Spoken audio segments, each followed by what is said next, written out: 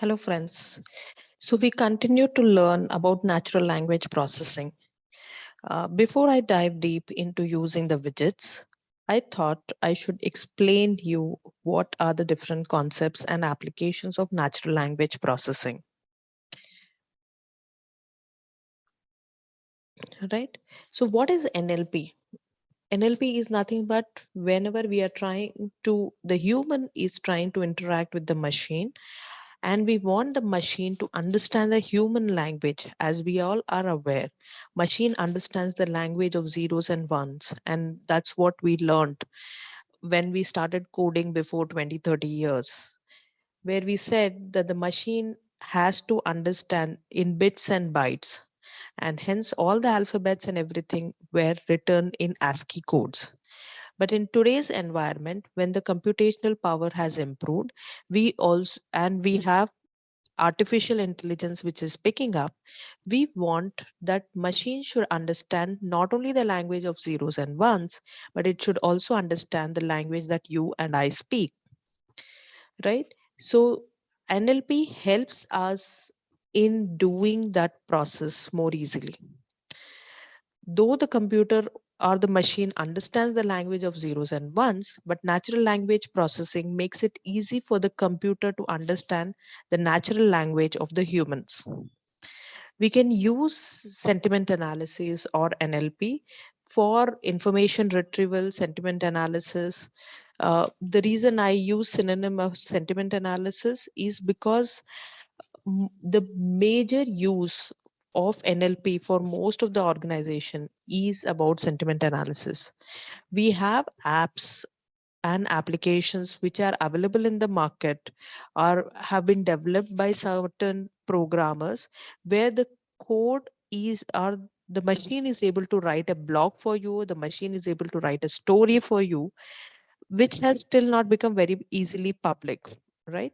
So though those things are also possible, but the major use of NLP is sentiment analysis. There are other uses as well, like classification of emails as spam versus not spam, which we are not doing. But yes, companies like Gmail uh, and Microsoft, so when they look at the email, they are classifying them as whether it's a promotional email, whether it's coming from a social media, or is it a focused email. And earlier we only had inbox versus spam box, but now internally also some of your emails are getting classified, and that concept or that algorithm also uses NLP. Machine translation, right? So we are using Google Translator a lot. There are other translators also available that also uses the concept of NLP. Chatbots, most of the places now we do not have contact centers where we have employees responding to us, or the customer CSR people responding to us. We mostly have chatbots. Most of the companies have chatbots installed, or these bots are working on their website, which make us give a feeling that yes, I'm talking to a person, but it's actually a chatbot, and that algorithm is also based on NLP. Right, the other applications, as I rightly said, right, even the Google search or the other search, Bing search, it also uses the concept of NLP. We are using Grammarly, one of the application that is also based on the concept of NLP.